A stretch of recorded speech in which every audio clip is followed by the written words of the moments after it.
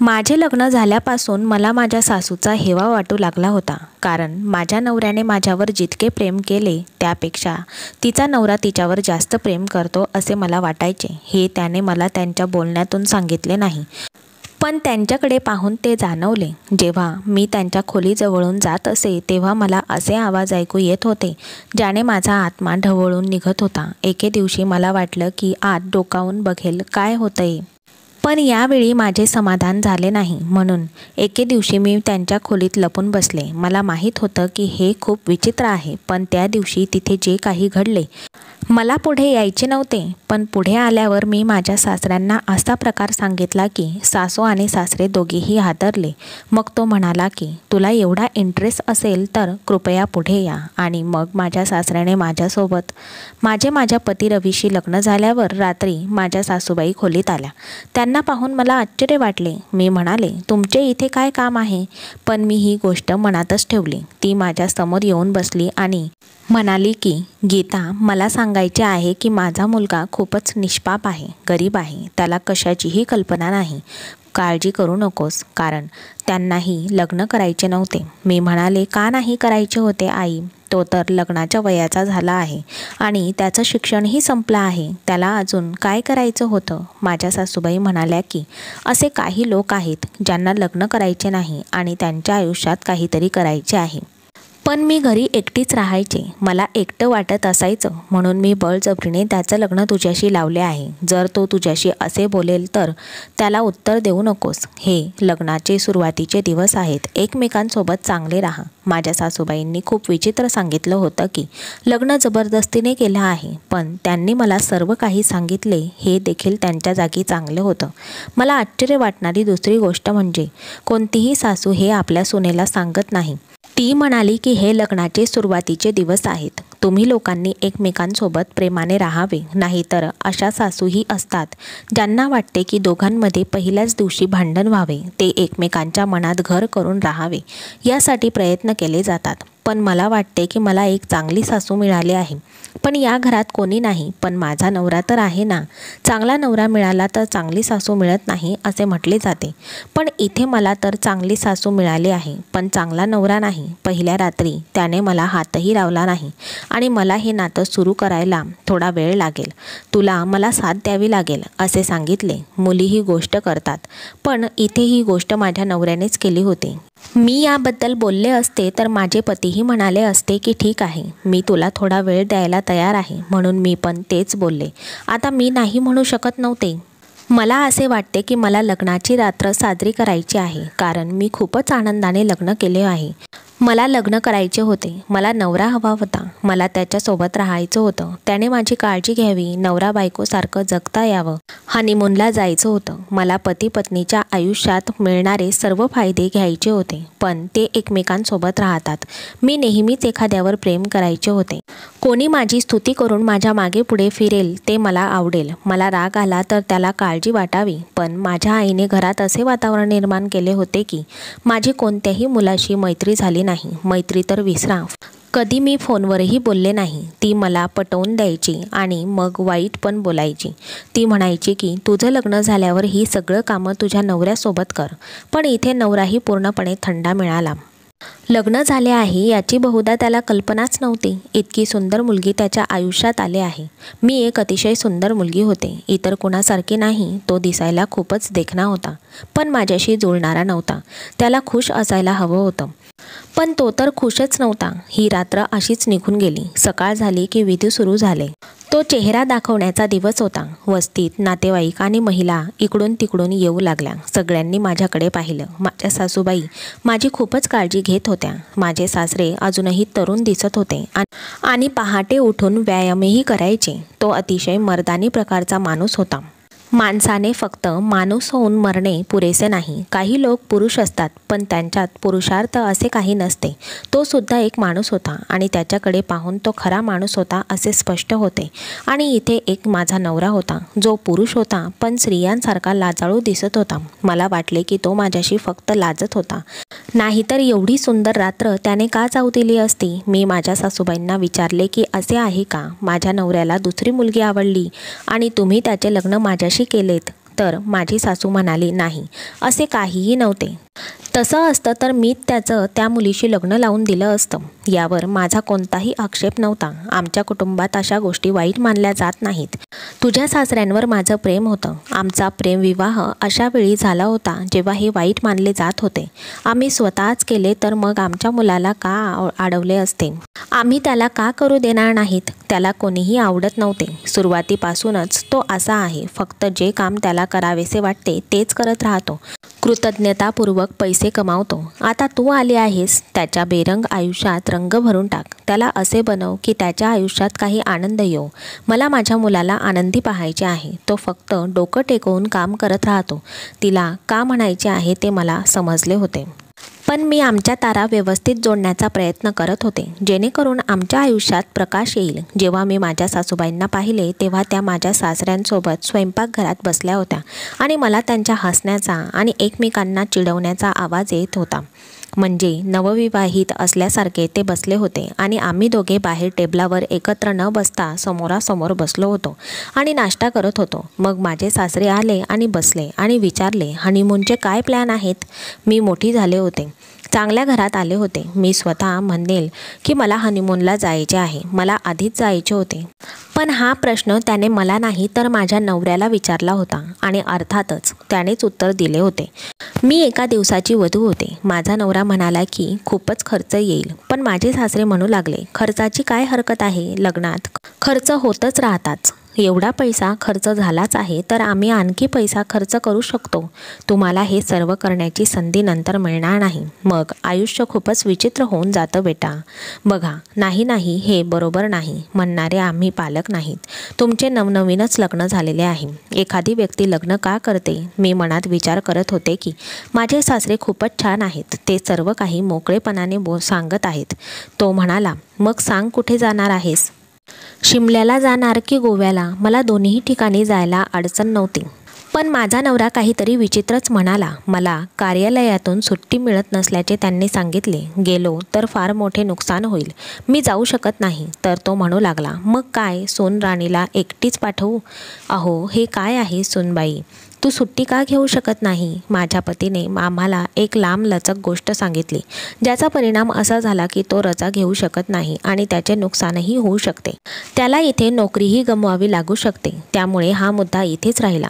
पण माझे सासरे म्हणाले की तुला वेळ मिळेल तसे तू माझ्या सूनराणीला हनीमूनला घेऊन जा. हे ऐकून तो म्हणाला, ठीक आहे, मी घेऊन जाईल. मनात विचार केला, उशिरा का असेना तो घेऊन जाणार आहे. आता काय करू? काही बोलू शकत तर नव्हते ना. मी पहिल्याच दिवशी माझ्या नवऱ्याला कुठे माझ्या पल्लूशी बांधून ठेवला आहे, जेणेकरून मी जे काही सांगेल तो तेच करेल. त्याने माझ्याकडे ढुंकूनही पाहिलं नाही. संध्याकाळी माझ्या सासूबाई खूपच विचित्र म्हणाल्या. ती म्हणाली, तुम्ही गेला नाहीत हे बरे झाले, नाहीतर मी मागे एकटी राहिले असते. मी म्हणाले, तुम्ही एकट्या का राहणार? तुमचा नवरा तुमच्या सोबत आहे. तर ती म्हणाली, तुला समजणार नाही. मला तसे वाटले, फक्त मी माझ्यासाठी आणले आहे. मी म्हणाले, तुम्ही काय बोललात ते मलाही समजले नाही. म्हणूनच ती म्हणाली, जेव्हा कोणी एकटे असते तेव्हा मी इथेच राहून तुझ्यात व्यस्त राहीन.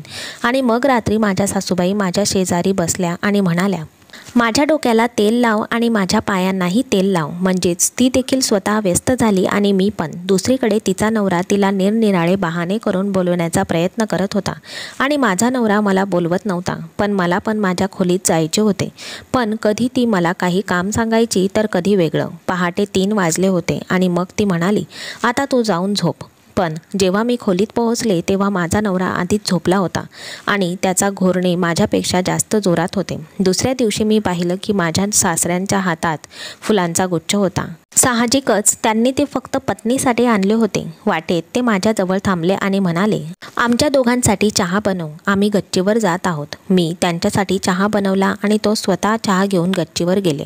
माहीत नाही का, पण माझे हृदय मला सांगत होते की त्यांना फॉलो करावे. तेव्हा पाहिले की ते प्रेमाने पत्नीला गजरा घालत होते आणि माफीही मागत होते. काहीतरी घडल्यासारखं वाटतंय. या वयातही त्यांचा राग आणि रुसवा चालू होता.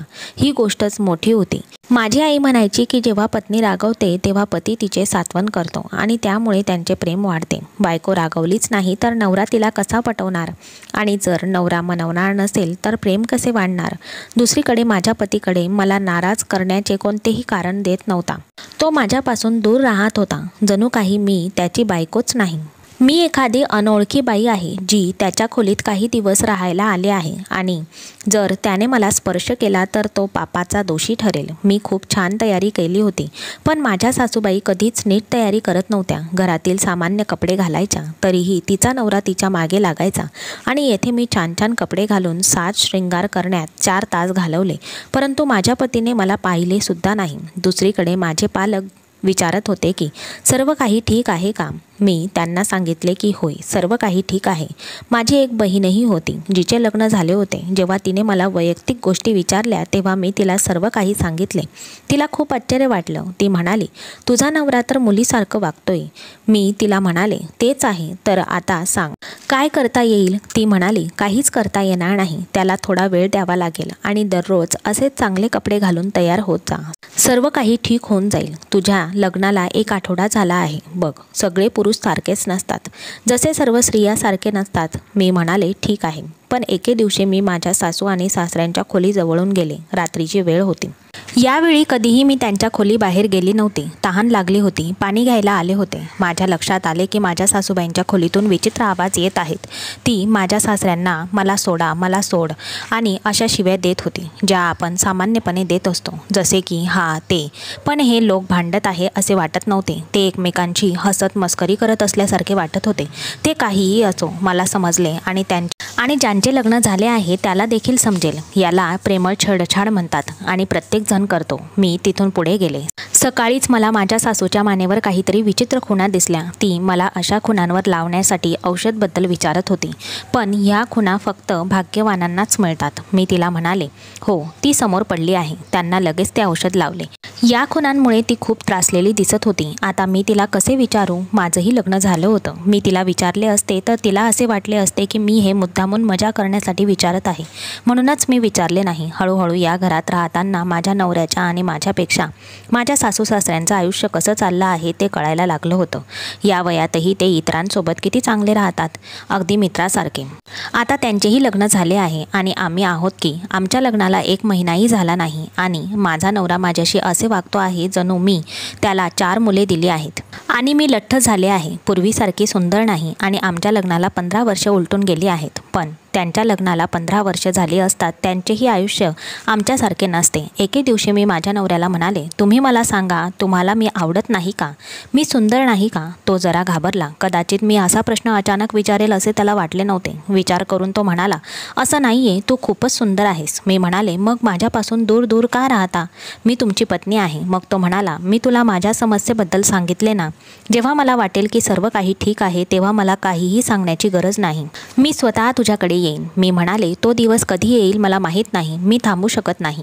मला आता राहवलं जात नाही. तू माझा नवरा आहेस. मला तुझ्यासोबत चांगले जगायचे आहे. तू तर हनीमूनला जायलाही नकारलंस.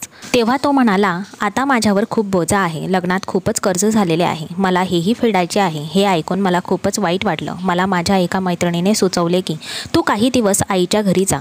तुझ्यापासून दूर राहिल्यावर त्याला आपोआपच तुझी आठवण येईल. मी माझ्या आईवडिलांच्या घरी गेले. 3-4 दिवस उलटून गेले, पण त्याला माझी आठवण आलीच नाही.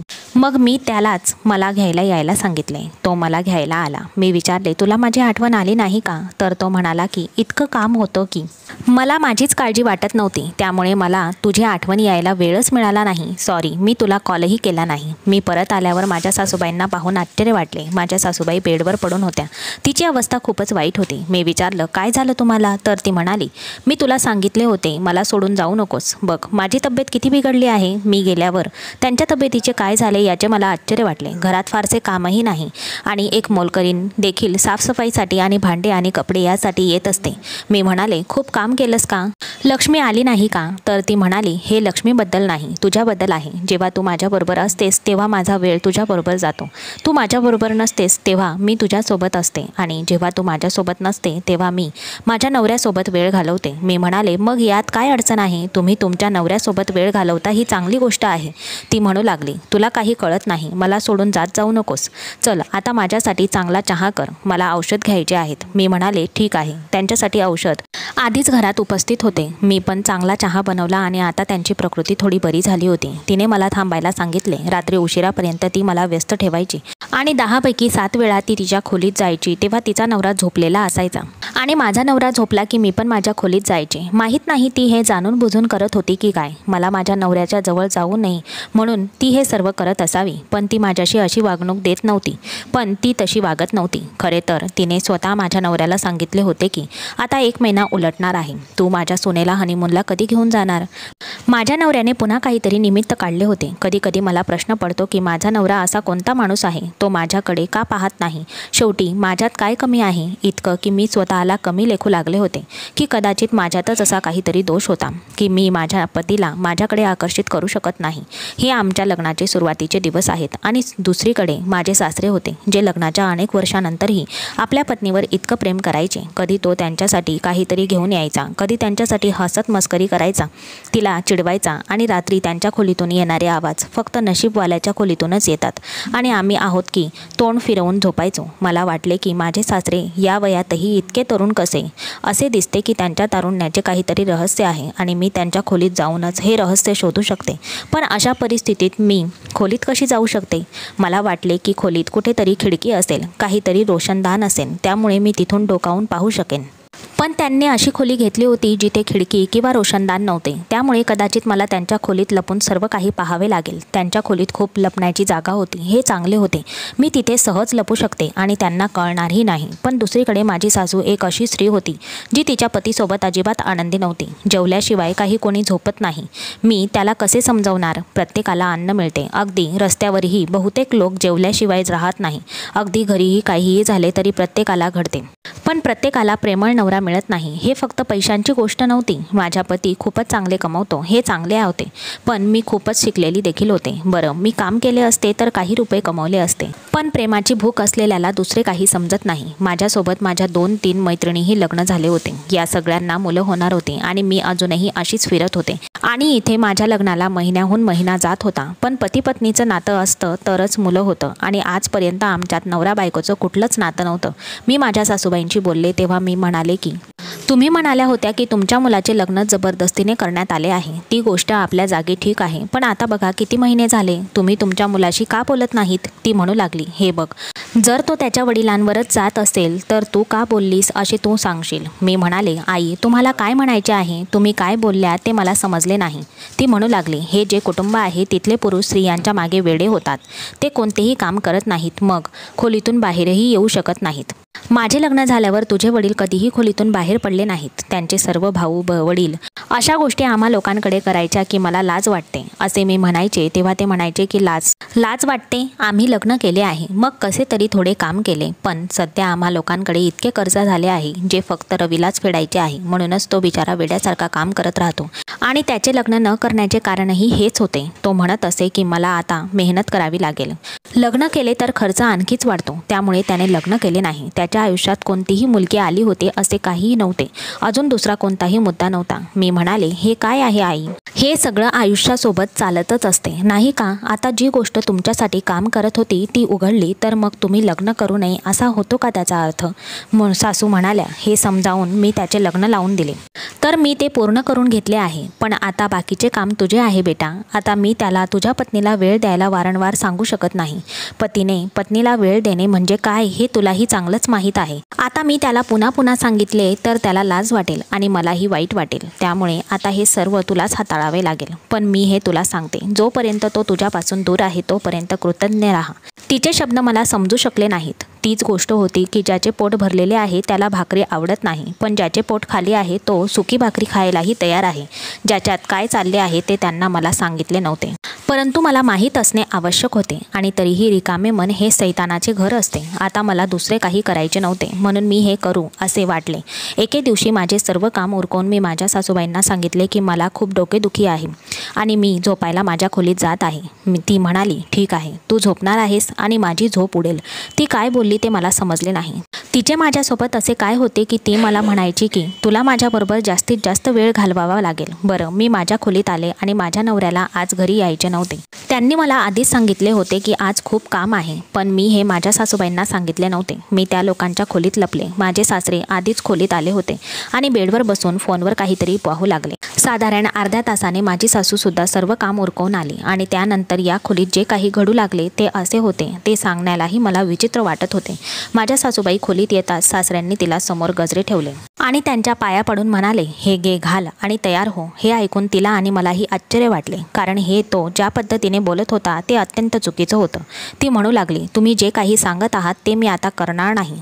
तुम्ही मला कुठलीही सोडले नाही. मी तुमचे काहीही ऐकणार नाही. तो म्हणू लागला, तुला मान्य करावे लागेल, नाहीतर तुला काय वाटते या वयात तुझी काळजी कोण घेणार? तुझा मुलगा रवी, जो बायकोला सुद्धा सांभाळू शकत नाही. थोड्याच कामात तो बायकोला वेळही देत नाही. माझ्या सासूबाई म्हणाल्या, तुला कसं माहीत आहे त्यांच्यात काय चालू आहे? मग तो म्हणाला, मला चांगलंच माहीत आहे. मी पण याच घरात राहतो, म्हणूनच ती तोंड पाडून फिरत राहते. तिला बघून असं वाटत नाही की तिचं लग्न झालंय आणि त्यांना अजून मुलंसुद्धा झालेली नाहीत. त्यामुळेच मुलाच्या जोरावर माझ्याशी बोलण्याची गरज नाही. तो तुला काय सांभाळेल, जो फक्त त्याचे कार्यालय हाताळू शकत नाही. आणि तुझी सून, तिला खूप चांगलं समजण्याचा प्रयत्न करू नकोस. आजकालच्या मुली त्यांच्या पतीच्या कुटुंबातील सदस्यांना आदर करत नाही. आपण दोघांनी मिळून कमवायचे आहे आणि मला तर तुझी काळजी घ्यावी लागेल.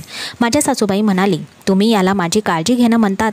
तुम्ही माझे व्हिडिओ बनवून पाठवतात. मला माहीत नाही तुमच्यासारखे म्हातारे कोण आहेत ज्यांना म्हाताऱ्या बाईंचे व्हिडिओ आवडतात.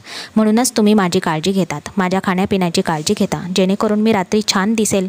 रात्रभर माझा व्हिडिओ बनवता. ठीक आहे, माझ्या तोंडावर मास्क असतो, पण मला तर माहीत असते ना की मीच आहे असं. उद्या उठून जर ह्या गोष्टी आपल्या मुलाला समजल्या तर तो काय करेल? मला तर आता तुझ्यासोबत नाही राहायचे. पूर्ण आयुष्य तुझ्यासोबत काढले, पण माहीत नव्हते की शेवटच्या काळात तू असा होशील.